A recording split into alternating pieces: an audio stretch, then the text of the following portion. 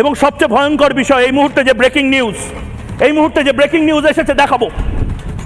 এই মুহূর্তে যে ব্রেকিং নিউজ এসেছে সেই ব্রেকিং নিউজ বড় খবর। এই মুহূর্তে সনাতনীদের মারছেন, হিন্দু মেরে দেশপ্রেম হতে পারে না। মোহাম্মদ ইউনূস কি পারবে বাংলাদেশকে এই মূল্যবোধ থেকে বের করতে? আর যদি না পারেন পদত্যাগ করুন। ভালো করে শুনুন। এই মুহূর্তে ব্রেকিং খবর, এবার জবাব দিবে তোর ভুয়া খবরে। বাংলাদেশের সাংবাদিক এবার তোকে তুতুতুত করে দেবে। আর এই যে মন্দির ভাঙছে এটা মিথ্যা কথা।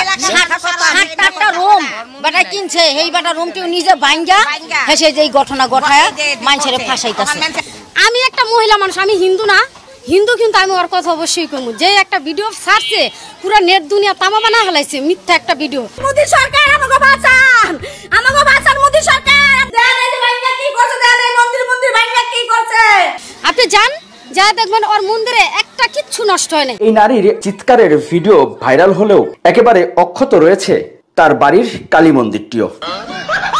মনে করেন একটা ফালতু একটা ভিডিও দিয়ে পুরো এলাকাটারে কাঁপায় ফেলাইছে।